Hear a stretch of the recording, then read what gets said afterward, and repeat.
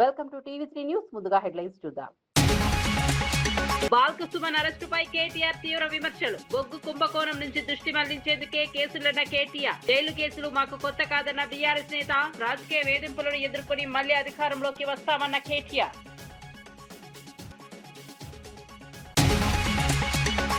తెలంగాణ వ్యాఖ్యల వివాదంపై స్పందించిన రామచంద్రారావు. తెలంగాణ ఎవరి జాగీరు కాదన్న బీజేపీ రాష్ట్ర అధ్యక్షుడు.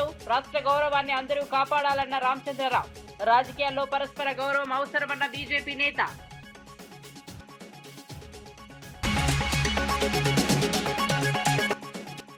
కూటమి ప్రభుత్వంపై మాజీ మంత్రి రోజా తీవ్ర విమర్శలు. ప్రజలకు మంచి చేయకుండా ప్రచారాలతో కాలం గడుపుతున్నారన్న రోజా. దొంగ ఓట్ల కుట్రలు జరుగుతున్నాయన్న ఆరోపణ. ప్రజాస్వామ్య హక్కులను కాపాడుకోవాలన్న రోజా పిలుపు. ఉద్యోగాలపై కాంగ్రెస్ తప్పుడు లెక్కలు చెబుతోందన్న తలసాని. 2 లక్షల ఉద్యోగాల ప్రచారం అవాస్తవమన్న మాజీ మంత్రి. నిరుద్యోగ యువతను ప్రభుత్వం మోసం చేస్తోందన్న తలసాని. ఉద్యోగాలపై శ్వేతపత్రం విడుదల చేయాలని డిమాండ్.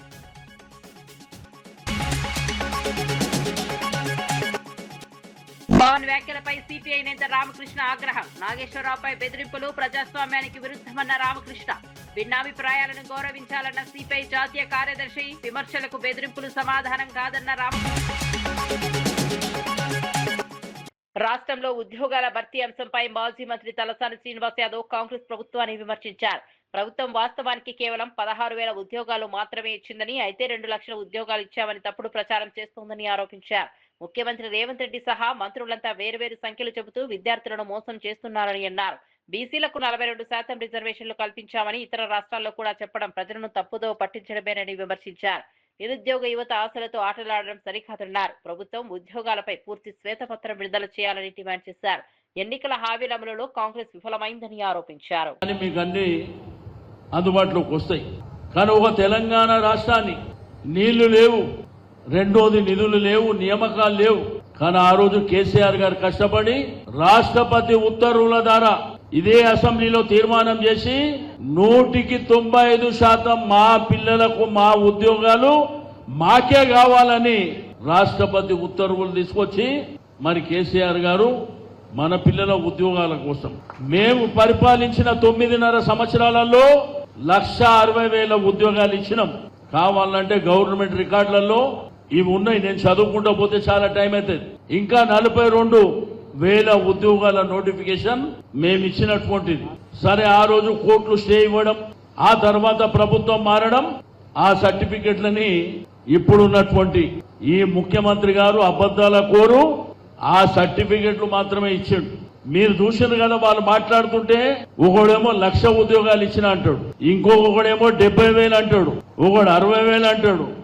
ఈ ముఖ్యమంత్రి ఏమో మీరు 2 సార్లు చూసిర్రు, 70,000 అన్నాడు ఒకసారి, 60,000 అన్నాడు ఒకసారి. కానీ వీళ్ళు ఇచ్చింది 16,978 ఉద్యోగాలు మాత్రమే అని చెప్పి నేను ఈ సందర్భంగా తెలియజేస్తా ఉన్నాను. మీ తల్లిదండ్రులు కష్టపడి వ్యవసాయం చేసి కూలి పని చేసి మరి ఏదో వ్యాపారం చేసి మిమ్మల్ని మా పిల్లలు ప్రయోజకులై బ్రహ్మాండంగా చదువుకుంటే వాళ్ళకు ఉద్యోగం వచ్చి వాళ్ళ కాళ్ళ మీద నిలబడితే కుటుంబానికి ఆసరా అవుతారు అనేటువంటి ఉద్దేశంతో వాళ్ళ దగ్గర డబ్బులు లేకుండా అప్పు చేసి కష్టాలు చేసి ఈ రోజు హైదరాబాద్ సిటీలో గాని లేకపోతే వివిధ పట్టణాలలో మిమ్మల్ని చదివించారు. నా కొడుకుకి ఎప్పుడు ఉద్యోగం వస్తుంది, నా బిడ్డకి ఎప్పుడు ఉద్యోగం వస్తుంది అని చెప్పి వాళ్ళు ఎదురు చూస్తున్నట్టు గడిచిపోయింది 2.5 సంవత్సరాలు. ఆ రోజు ప్రియాంక గాంధీ గారు ఇదే సరూర్ నగర్ లో డిక్లరేషన్, అదే విధంగా రాహుల్ గాంధీ గారు అశోక్ నగర్ లో 2 లక్షల ఉద్యోగాలు ఇచ్చినామని ఈ నాయకులు సిగ్గు లేకుండా వేరే రాష్ట్రాల్లో కూడా చెప్తున్నారు, పోయి ఉద్యోగాలు ఆల్రెడీ ఇచ్చేసినామని చెప్పి. ఇచ్చిండ్రా? రెండోది బీసీలకు 42% రిజర్వేషన్ ఇచ్చినామని మధ్యప్రదేశ్ ఎలక్షన్ లో, బీహార్ ఎలక్షన్ లో ఆ రాహుల్ గాంధీ చెప్తాడు. వాడికైనా సిగ్గేమని ఉండాలి కదా, నువ్వు ఇవ్వని కూడా ఇచ్చినా అని చెప్పేటువంటి మీరు. తెలంగాణ ఉద్యమకారుల గుర్తింపు గౌరవం కోసం ప్రభుత్వం నియమించిన కమిటీ సమావేశంలో మంత్రి పొన్నం ప్రభాకర్ పాల్గొన్నారు. తెలంగాణ రాష్ట్ర సాధన కోసం ప్రత్యక్షంగా పరోక్షంగా కృషి చేసిన ప్రతి ఒక్కరిని గుర్తించి సముచిత గౌరవం కల్పించడమే ప్రభుత్వ లక్ష్యమని తెలిపారు. అమరవీరుల కుటుంబాలు, తొలి మరియు మలిదశ ఉద్యమాల్లో పాల్గొన్న నాయకులు, కార్యకర్తల వివరాలను సేకరించాలని అధికారులకు సూచించారు. పారదర్శకంగా అర్హుల జాబితా రూపొందించి ప్రభుత్వ గుర్తింపు అందేలా చర్యలు తీసుకోవాలని కమిటీ నిర్ణయించింది. ఉద్యమ చరిత్రను భవిష్యత్ తరాలకు చేరవేసే విధంగా ప్రత్యేక కార్యక్రమాలు చేపట్టాలని అభిప్రాయపడింది. తెలంగాణ సాధనలో భాగస్వాములైన ప్రతి ఒక్కరి త్యాగాలను ప్రభుత్వం గౌరవిస్తుందని పొన్నం ప్రభాకర్ స్పష్టం చేశారు. వాళ్ళను సముచితంగా ఏ విధంగా గౌరవించుకుంటాం అనేటువంటి ఆలోచన కొద్దీ మరి ఈ యొక్క కమిటీ ఏర్పడ్డది. దానిలో భాగంగా ఈరోజు అన్ని రాజకీయ పార్టీల సమావేశం జరిగింది. భవిష్యత్తులో మళ్ళీ అన్ని రకాల జేఏసీలకు సంబంధించి లేదా ఇంకా ఎవరిని పిలవాలి, ఎందుకంటే కొంతమంది రచయితలు భావజాల వ్యాప్తికి సంబంధించి కొంతమంది రచయితలు ఆయన పుస్తకాల ద్వారా చైతన్యం కలుగజేసినారు. కొంతమంది గాన పాట కళాకారులు వాళ్ళ యొక్క పాటల ద్వారా చైతన్యపరిచినారు. ఇలా అనేక రకాల జర్నలిస్టులు వాళ్ళ వ్యాసాల ద్వారా మరి చైతన్యపరిచినారు. ఈ విధంగా ప్రతి ఒక్కరు ఒక్కొక్క భావాన్ని తెలంగాణ సాధనకు సంబంధించిన దానిలో భాగస్వాములైన వాళ్ళందరికీ గుర్తింపు గౌరవం ఇవ్వడం ఈ కమిటీ ప్రధానమైనటువంటి యొక్క ప్రియాంబుల్. కాబట్టి అందుకు సంబంధించి ఈరోజు అన్ని రాజకీయ పార్టీల సమావేశం జరిగింది. దానికి సంబంధించిన ఏ విధంగా ప్రక్రియ, దీని కార్యాలయం కూడా త్వరలోనే వర్కింగ్ కండిషన్ లో ఈ యొక్క అమరవీరుల దీపం జ్వాల ఉంది, దాని లోపల కింద ప్రారంభమైతే త్వరలోనే అందుకు సంబంధించి కార్యాచరణలు తీసుకొని దాని తదుపరి కార్యాచరణ అక్కడి నుంచి భవిష్యత్ కార్యాచరణ ప్రకటించబడుతుంది. అమీర్పేటలో జరిగిన అగ్ని ప్రమాద ఘటనపై జూబ్లీహిల్స్ ఎమ్మెల్యే నవీన్ యాదవ్ స్పందించారు. ప్రమాదానికి గల కారణాలపై ఇంకా స్పష్టత రాలేదని, కొందరు షార్ట్ సర్క్యూట్ కారణమని చెబుతుండగా మరికొందరు సమీప రెస్టారెంట్ నుంచి వచ్చిన వేడి కారణమే ఉండొచ్చని పేర్కొన్నారు. ఘటనలో ఎలాంటి ప్రాణ నష్టం జరగకపోవడం ఊరటనిచ్చే అంశమన్నారు. అగ్నిమాపక సిబ్బంది వేగంగా స్పందించి మంటలను అదుపులోకి తీసుకొచ్చారని తెలిపారు. నష్టపోయిన వ్యాపారులకు ప్రభుత్వం తరపున సహాయం అందించే అంశాన్ని పరిశీలిస్తామని చెప్పారు. భవిష్యత్తులో ఇలాంటి ఘటనలు జరగకుండా భద్రతా ప్రమాణాలను ఖచ్చితంగా అమలు చేయాలని అధికారులకు సూచించారు. ప్రమాదంపై పూర్తి నివేదిక వచ్చిన తర్వాత తగిన చర్యలు తీసుకుంటామని ఎమ్మెల్యే స్పష్టం చేశారు. చెప్తా ఉన్నారు. ఈ కమర్షియల్ యాక్టివిటీ వాళ్ళకి కూడా చెప్తా ఉన్నారు. ఫైర్ సేఫ్టీ నామ్స్ పాటిమని చెప్తా ఉన్నారు. దయచేసి దేవుడి దయ వల్ల ఎటువంటి ప్రాణహానిలు అటువంటి ఏం జరగలేదు. కాకపోతే ఉన్నటువంటి దాదాపు 25-30 షాప్స్కి వాళ్ళకి నష్టం జరిగింది. మీ మీడియా ద్వారా మేము వారందరినీ కూడా కోరుకునేది ఇక్కడ కాదు, ఎంటైర్ హైదరాబాద్లో ఎక్కడైతే రద్దీ ప్రాంతం ఉన్నటువంటి area, fully commercial area, hostels కానివ్వండి, అదర్ ఇప్పుడు అమీర్పేటలో మొన్న ఐటీ ట్రైనింగ్ ఇన్స్టిట్యూట్స్ ఉంటాయి, ఇక్కడంతా కూడా కంప్యూటర్ కోచింగ్ ఇన్స్టిట్యూట్స్ ఉంటాయి. అక్కడ మొన్న కూడా ఫైర్ యాక్సిడెంట్ స్టార్ట్ అవ్వగానే హైదరాబాద్ ఇమ్మీడియట్ రియాక్ట్ అయ్యి అది ఆపడం జరిగింది. సో భవిష్యత్తులో ఇట్లాంటివి జరగకుండా ఉండాలంటే మనం ఫైర్ సేఫ్టీ నామ్స్ చాలా సీరియస్గా ఫాలో కావాలని చెప్పి కోరుతా ఉన్నాను. వీళ్ళందరూ బాధితులకి వాట్ ఎవర్ బెస్ట్ గవర్నమెంట్ తరఫున సపోర్ట్. ఆల్రెడీ మేము కలెక్టర్ గారితో మీటింగ్లో ఉన్నప్పుడే కలెక్టర్ గారు కూడా ఇన్ఫార్మ్ చేసి ఇమ్మీడియట్ ఎంఆర్ఓ గారు కూడా చెప్పినారు. సో మేము వీళ్ళకి నష్టం జరిగిన వాళ్ళకి will try to help them out. Deputy CM Pawan Kalyan పై సిపిఐ జాతీయ కార్యదర్శి రామకృష్ణ తీవ్ర విమర్శలు చేశారు. ప్రముఖ విశ్లేషకుడు ప్రొఫెసర్ నాగేశ్వరరావును అరెస్ట్ చేస్తామని బెదిరించడం ప్రజాస్వామ్య స్ఫూర్తికి విరుద్ధమని అన్నారు. భిన్నాభిప్రాయాలను గౌరవించడం ప్రజాస్వామ్యంలో కీలకమని గుర్తు చేశారు. ప్రతిపక్షంలో ఉన్నప్పుడు మాత్రమే ప్రజాస్వామ్యం గుర్తొచ్చి అధికారంలోకి వచ్చిన తర్వాత విమర్శలను అణిచివేయడం సరైంది కాదన్నారు. మేధావులు, విశ్లేషకులు తమ అభిప్రాయాలను వ్యక్తం చేసే హక్కు కలిగి ఉంటారని చెప్పారు. విమర్శలను ఎదుర్కోవాల్సింది రాజకీయంగా గాని చట్టబద్ధంగా గాని తప్ప బెదిరింపులతో కాదన్నారు. ప్రజాస్వామ్య విలువలను కాపాడే బాధ్యత ప్రజాప్రతినిధులపై ఉందని పేర్కొన్నారు. భిన్న స్వరాలను గౌరవించే సంస్కృతి అవసరమని రామకృష్ణ స్పష్టం చేశారు. ప్రెస్ మీట్ అంటే ప్రెస్ మీట్ పెట్టాలి, కానీ అక్కడ పోయి అంత నువ్వు మరింత రెచ్చగొడతా ఉన్నావు. పైగా ఆయన పైన కేసులు పెడతానంటావు.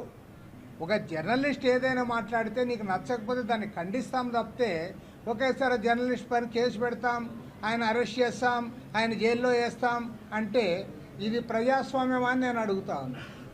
ప్రజాస్వామ్యం ఇలాంటి వాడికి తావుందా అని నేను అడుగుతా ఉన్నా. మీరు ప్రతిపక్షంలో ఉన్నప్పుడేమో మీకు ప్రజాస్వామ్యం కావాలనా? మీకు అధికారంలో ఉంటే మాత్రం ప్రజాస్వామ్యం అక్కర్లేదా? పైగా ఆయన అన్నదేంటి, అమిత్ షా ఇట్లా అన్నాడని అన్నాడు. ఓకే, అమిత్ షా అన్న దాంట్లో కూడా తప్పేముంది అని నేను అడుగుతా ఉన్నా. ఇవాళ రాష్ట్రంలో చంద్రబాబు నాయుడు, జగన్మోహన్ రెడ్డి, పవన్ కళ్యాణ్ ముగ్గురు కూడా మీరు నరేంద్ర మోడీకి ఊడిగం చేస్తూ ఉన్నారు. అయిన దానికి కాని దానికి పార్లమెంట్లో మీరు మద్దతు ఇస్తూ ఉన్నారు. కాబట్టి మీరు అక్కడ ఒకవైపు ఊడిగం చేస్తూ అదే మాట ఆయన అంటే నీకు తప్పేం వచ్చిందని నేను అడుగుతా ఉన్నా. ఆయన నువ్వు ఖండించాలి కూడా ఖండించు, కానీ ఇది సరైంది కాదు.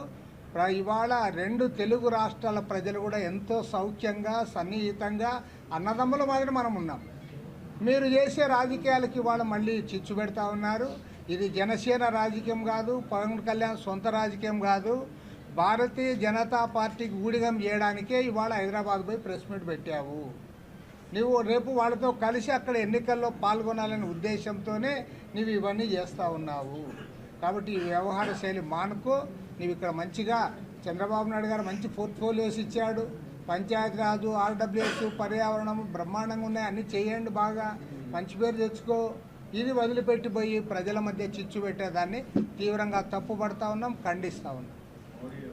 జైల్లో రిమాండ్ లో ఉన్న మాజీ ఎమ్మెల్యే బాల్క సుమన్ ను పరామర్శించిన అనంతరం బీఆర్ఎస్ వర్కింగ్ ప్రెసిడెంట్ కేటీఆర్ ప్రభుత్వంపై తీవ్ర విమర్శలు చేశారు. సింగరేణిలో 1500 కోట్ల బొగ్గు కుంభకోణం అంశం నుంచి ప్రజల దృష్టి మళ్లించేందుకే తప్పుడు కేసులు నమోదు చేస్తున్నారని ఆరోపించారు. సింగరేణిలో 40 లక్షల మెట్రిక్ టన్నుల బొగ్గు మాయమైన అంశంపై కేంద్ర ప్రభుత్వం స్పందించాలని డిమాండ్ చేశారు. గతంలో పలువురు కాంగ్రెస్ నేతలు చేసిన వ్యాఖ్యలపై చర్యలు తీసుకోకుండా ఇప్పుడు బీఆర్ఎస్ నేతలపై మాత్రమే కేసులు పెట్టడం ద్వంద్వ వైఖరికి నిదర్శనమన్నారు.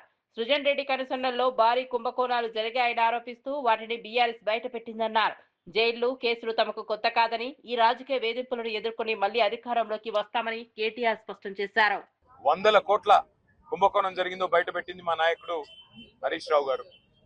అట్లాగే నైని బొగ్గు టెండర్ విషయంలో వాళ్లకు మంత్రులకు, ముఖ్యమంత్రికి వాటాలు కుదరక మంత్రులకు, ఉప ముఖ్యమంత్రికి, ముఖ్యమంత్రులకు అల్టిమేట్ గా మీడియాలో పనిచేసే జర్నలిస్టులను అరెస్ట్ చేసే కాడికి పోయిన విషయం కూడా మనకు తెలిసిందే. అట్లాగే ఆ నైని బొగ్గు టెండర్ను కూడా రద్దు చేసిన విషయం కూడా మనకు తెలిసిందే. మొన్న మా పార్టీ అనుబంధ సంస్థగా ఉన్న తెలంగాణ బొగ్గు గని కార్మిక సంఘం మా పార్టీ కేంద్ర కార్యాలయం తెలంగాణ భవన్లో ఒక సమావేశం పెట్టుకుంటే అందులో అన్ని విషయాలు ప్రస్తావనకు వచ్చినాయి. ఎట్లా సింగరేణి సంస్థ ఈరోజు మొత్తం కార్మికుల పుట్టగొడుతున్నది, కేసీఆర్ గారి ప్రభుత్వం ఉన్నప్పుడు ఎట్లా 19,000 వారసత్వ ఉద్యోగాలు మెడికల్ ఇన్వాలిడేషన్ బోర్డు ద్వారా ఇవ్వడం జరిగింది, ఏ రకంగా ఇవాళ కాంగ్రెస్ ప్రభుత్వం వచ్చిన తర్వాత మరి ఆ బోర్డు మొత్తం ఎత్తేసి 11 నెలలుగా బోర్డు మీటింగులు పెట్టకుండా వేలాది మంది పిల్లలకు అన్యాయం చేస్తా ఉన్నారు. అన్యాయం చేయడమే కాకుండా గతంలో కేసీఆర్ ప్రభుత్వం ఇచ్చిన ఉద్యోగాలు మెడికల్ ఇన్వాలిడేషన్ కింద 19,000 ఉద్యోగాలు ఏదైతే ఇచ్చారో వాటి మీద కూడా విజిలెన్స్ ఎంక్వైరీ చేపిస్తామని చెప్పి అసెంబ్లీలో ఉప ముఖ్యమంత్రి బట్టి విక్రమార్క గారు ఏ మాట అయితే చెప్పారో ఇవన్నీ కూడా ఇవాళ సింగరేణిలో. పెద్దపల్లి జిల్లా రామగుండం జీఎం కార్యాలయం ఎదుట సింగరేణి గుర్తింపు సంఘం ఏఐటీయూసీ ఆధ్వర్యంలో భారీ ధర్నా నిర్వహించారు. మెడికల్ అన్ఫిట్ అయిన కార్మికుల వారసులకు వెంటనే ఉద్యోగ నియామక పత్రాలు ఇవ్వాలని డిమాండ్ చేశారు. సింగరేణి వ్యాప్తంగా గత 9 నెలల్లో 400 మంది కార్మికులు అన్ఫిట్ అయ్యారని నాయకులు తెలిపారు. గతంలో యాజమాన్యం వారసులకు ఉద్యోగాలు కల్పిస్తామని హామీ ఇచ్చిందని గుర్తు చేశారు. మెడికల్ బోర్డు ఏర్పాటు చేసి నియామక ప్రక్రియ పూర్తి చేయాలని కోరారు. 8 నెలలుగా ఎలాంటి ఆదాయం లేక కుటుంబాలు తీవ్ర ఇబ్బందులు పడుతున్నాయని వారసులు ఆవేదన వ్యక్తం చేశారు. యాజమాన్యం స్పందించకపోతే అన్ని కార్మిక సంఘాలను కలుపుకుని సమ్మె నోటీసు ఇస్తామని హెచ్చరించారు. ఉద్యోగాల కోసం ఎదురు చూస్తున్న కుటుంబాలకు వెంటనే న్యాయం చేయాలని విజ్ఞప్తి చేశారు. వాళ్ళు మాట్లాడుతూ ఉన్నారు.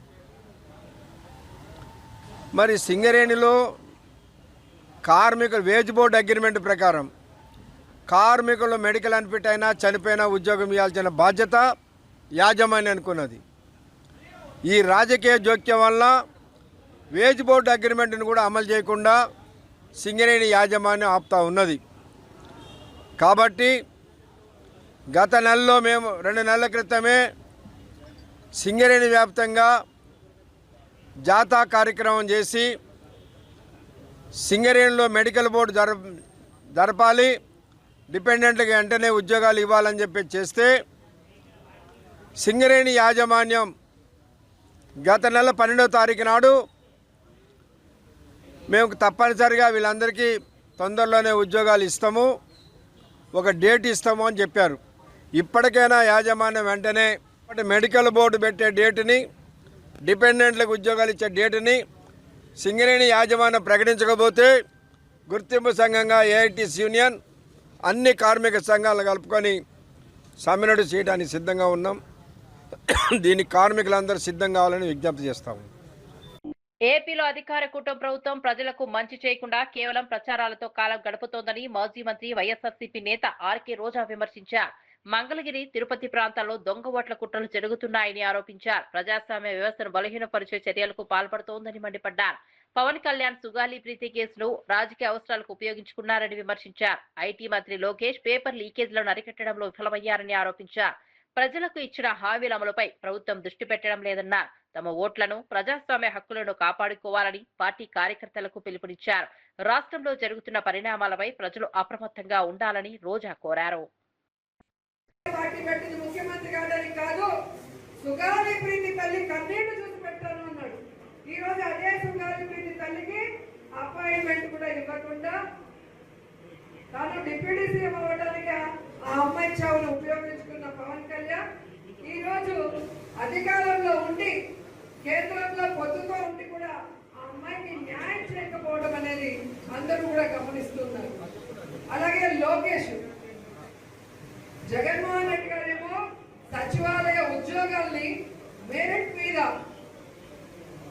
ఎటువంటి తప్పుల తడకలు జరగకుండా చక్కగా నిర్వహించి ఉద్యోగాలు ఇస్తే 15,000 ఉద్యోగాల్ని కూడా పేపర్ లీక్ కూడా కాకుండా చేయలేకపోయాడు. లీకేజ్ చాలా అయిపోయాడు ఈరోజు లోకేష్ గారు. సో ఈరోజు వాళ్ళకి అడ్మినిస్ట్రేషన్ తెలియదు, ప్రజలకి మంచి చేయాలన్న మనసు లేదు.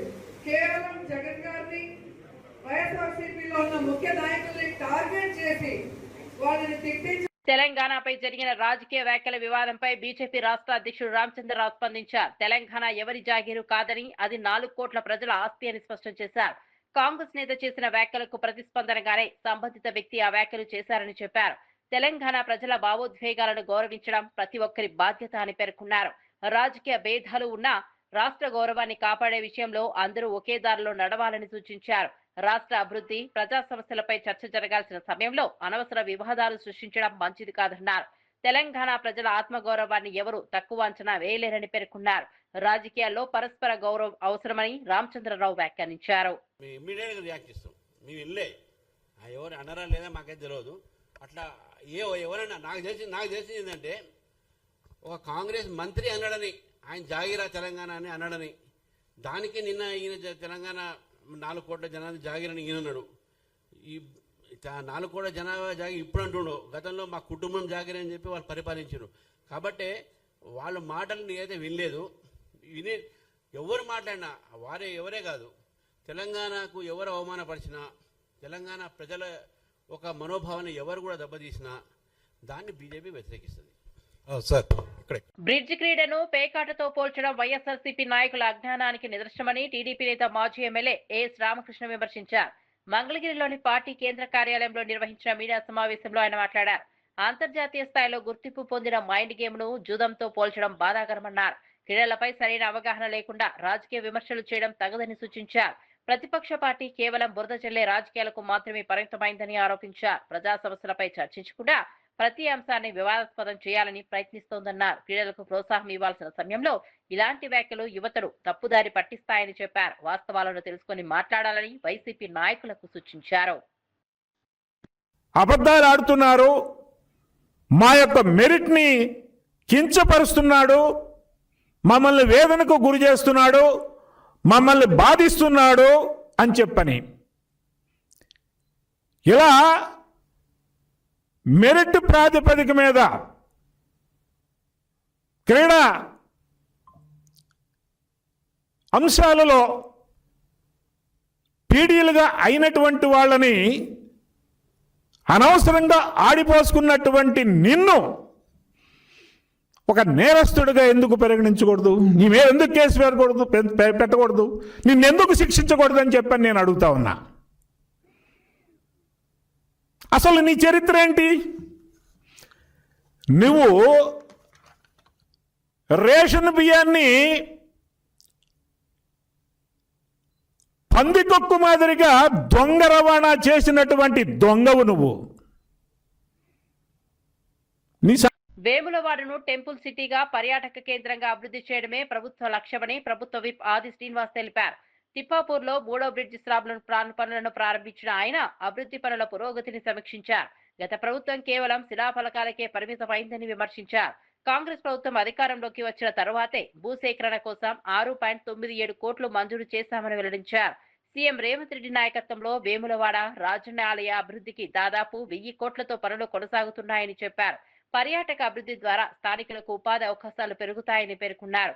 నిర్మాణ పనుల్లో నాణ్యతకు ప్రాధాన్యం ఇవ్వాలని అధికారులకు ఆదేశించారు. వేములవాడను రాష్ట్రంలో ప్రముఖ ఆధ్యాత్మిక కేంద్రంగా తీర్చిదిద్దుతామని స్పష్టం చేశారు. ప్రోటోకాల్ అధికారులు ఆర్ఎండ్బి సంబంధించిన అధికారులందరి ఆలోచనతోటి రాజన్న ఆలయ అభివృద్ధి శరవేగంగా ముందుకు సాగుతా ఉంది.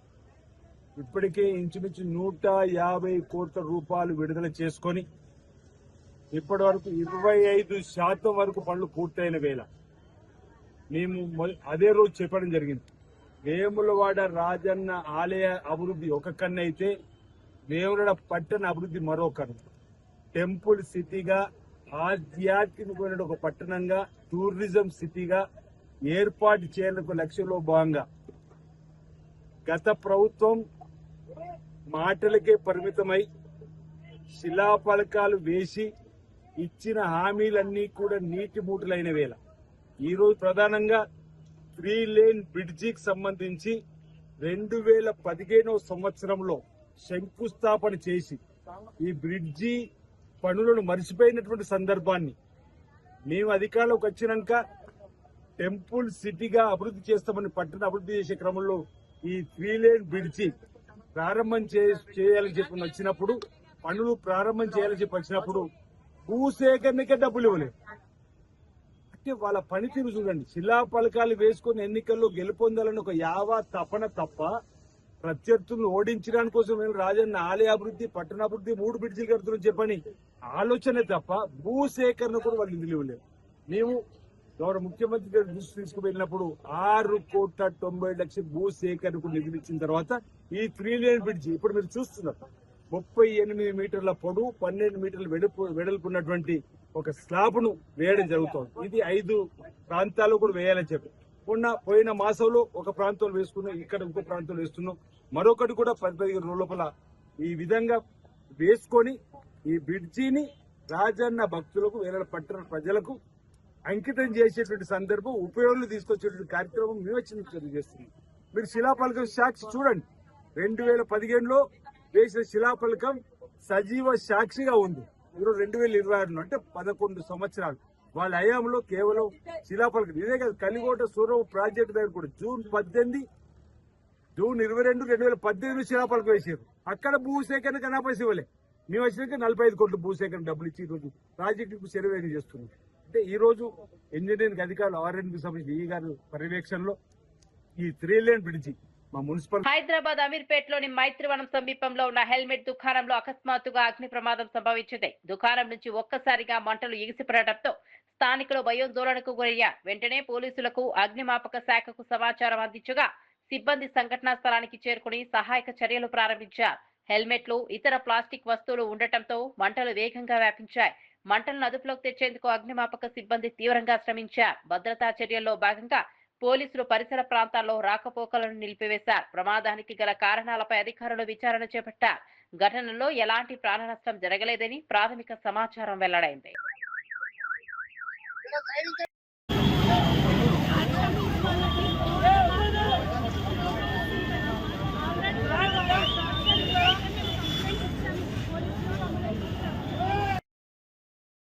పొగ వచ్చిందో అది మొత్తం 2nd ఫ్లోర్ నుంచి అంటుకుంది.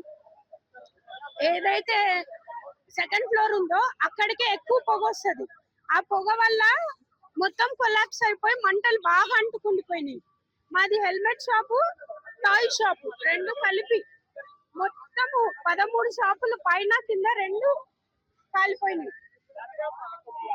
ఎన్నిసార్లు రిగ్రెట్ చేస్తూ చెప్పినాము, అయినా సరే విననే లేదు.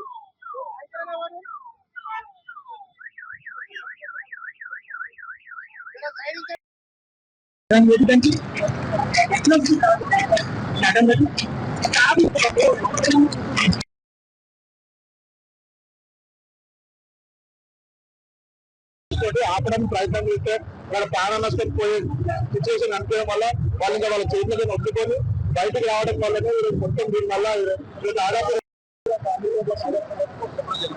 మీకు ఎలాంటి అంటే ఒక రిప్రజెంటేషన్ విషయంలో మేము ఆల్రెడీ కొన్నిసారి మన మైత్రిలో అయినప్పుడు చెప్పడం జరిగింది, ఏమంటే మెయింటైన్ చేయాలి.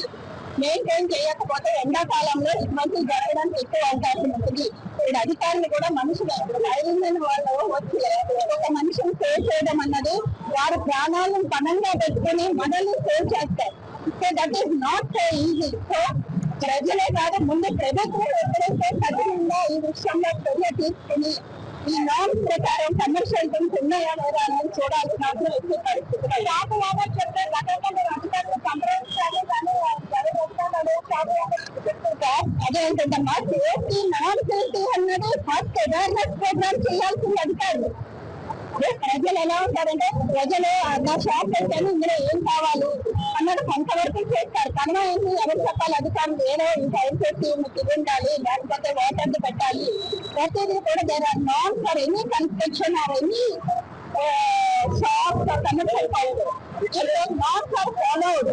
డెఫినెట్లీ ఇలా ఇన్సిడెంట్ జరగకుండా మనకి దాని జాగ్రత్తలు మనం తీసుకోవడానికి ఫైర్ సేఫ్టీ చేయాల్సిందే. ఒక కమిటీ ప్రభుత్వం ఏర్పాటు చేస్తే, ఎందుకంటే మొత్తం హైదరాబాద్ నగరం మనకు అంతకుముందు కూడా మనుషులు చనిపోవడం జరిగింది.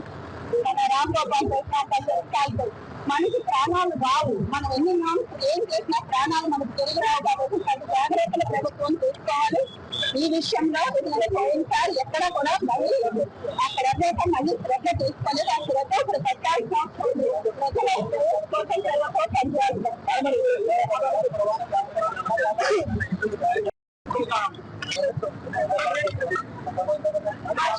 వాళ్ళు బ్యాక్ సైడ్ ఉంటారండి.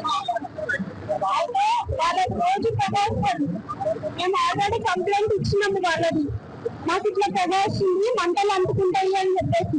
అయినా సరే వాళ్ళు చూసి చూడాలంటే ఎట్లేసింది. పోలీస్ వాళ్ళకి కూడా కంప్లైంట్ ఇచ్చినాము. మా సెకండ్ ఫ్లోర్ లో స్టార్ట్ అయింది మంటలు మొత్తం.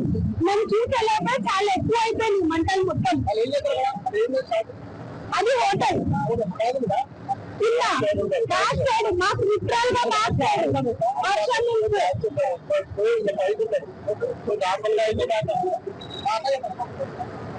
అయితే ఆ రోజు వర్షం నుంచి మేము 1 month బ్యాక్ పోలీసు వాళ్ళ కంప్లైంట్ ఇవ్వడానికి వెళ్తే వాళ్ళు ఏమన్నారంటే, ఈ ప్రాణ నష్టమైందా లేకపోతే ఆస్తి నష్టమైందా అడిగారు. ఇక్కడికి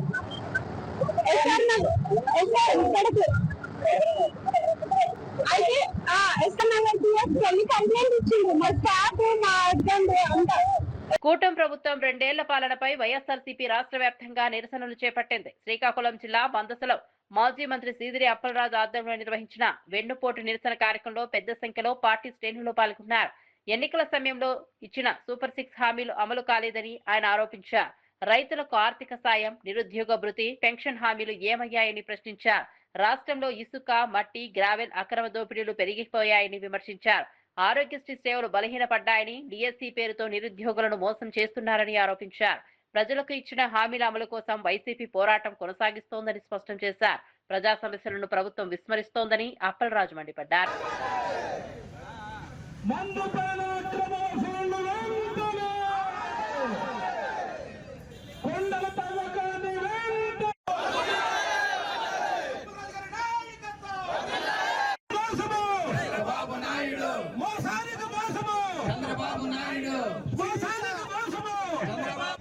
మందస గ్రామంలో జరుగుతున్నటువంటి నిరసన కార్యక్రమానికి వివిధ పంచాయతీల నుంచి విచ్చేసినటువంటి వైఎస్ఆర్ చెప్తా ఉంటాడు, సూపర్ 6 ఇచ్చేసాము, సూపర్ 7 ఇచ్చేసాము. నేను అడుగుతా ఉన్నా చంద్రబాబు గారికి, 50 ఏళ్లకు పెన్షన్ అన్నారు బీసీలకి, ఇస్తున్నారా? 18 సంవత్సరాలు దాటితే 1500 రూపాయల చొప్పున ప్రతి మహిళకి ఇస్తానన్నారు. ఒక్కరంటే ఒక్కరికి ఇస్తున్నారా నేను అడుగుతా ఉన్నాను. నేను ఇస్తున్నారా? ఇంటింటికి వెళ్ళి చెప్పారు, నీకు 1500, నీకు 1500, నీకు 1500 అని. ఎక్కడా అని అడుగుతా ఉన్నాం. ఈ రోజు 2 ఏళ్లు పూర్తవుతున్న సందర్భంగా ఇసుక దోపిడీ, అక్రమంగా మట్టి దోపిడీ, అక్రమంగా గ్రామం దోపిడీ, ఇన్ని దోపిడీలు చేసి ఇప్పుడు బయటకు వచ్చి నీతి వాక్యాలు వేమన పద్యాలు 3,000 రూపాయలు పుడుతున్నారు. ఎవరికైనా సరే ₹1 నిరుద్యోగ భృతి ఈ రాష్ట్రంలో అందుతుందా అని నేను అడుగుతా ఉన్నా. ఈ రోజు నేను అందుతుందా లేదే. ఇటీవల కాలంలో చూస్తే ఆరోగ్యశ్రీని ఆపేశారు పూర్తిగా. ఆరోగ్యశ్రీ ఇంతకంటే దౌర్భాగ్యం ఉంటుందా అని నేను అడుగుతా ఉన్నాను. నేను జగన్మోహన్ రెడ్డి గారు సచివాలయ ఉద్యోగాలని చెప్పి ఒక్క నోటిఫికేషన్ లో సుమారుగా 1,30,000 ఉద్యోగాలు ఎలాంటి క్రిటిసిజం లేకుండా, ఎలాంటి తారతమ్యం లేకుండా, ఎలాంటి పక్షపాతం లేకుండా మెరిట్ ప్రకారం బ్రహ్మాండంగా ఫిల్ చేస్తే డిఎస్సి అని 16,000 ఉద్యోగాలు పెట్టి ఉద్యోగాలు అమ్ముకున్నటువంటి నీచ చరిత్ర చంద్రబాబు గారు అని చెప్పి సందర్భంగా మీకు అందరికీ మనవి చేస్తాం. కేంద్ర ప్రభుత్వంతో సంబంధం లేకుండా ఇస్తానన్నారు. ఇస్తున్నారా నేను అడుగుతా ఉన్నా. ఈరోజు ఇస్తున్నారా లేదే. ఒక ఫీజు రియంబర్స్మెంట్ ఆపేశారు. జగనన్న విద్యా దీవెన, జగనన్న వసతి దీవెన ఆపేశారు. అమ్మఒడి చదువుకునే ప్రతి పిల్లవాడికి ఇస్తానన్నారు. సుమారుగా 22 లక్షల మందికి అమ్మఒడి ఎక్కొట్టినటువంటి దౌర్భాగ్య చరిత్ర చంద్రబాబు గారు అని చెప్పి సందర్భంగా మీకు అందరికీ మనవి చేసుకుంటున్నాను.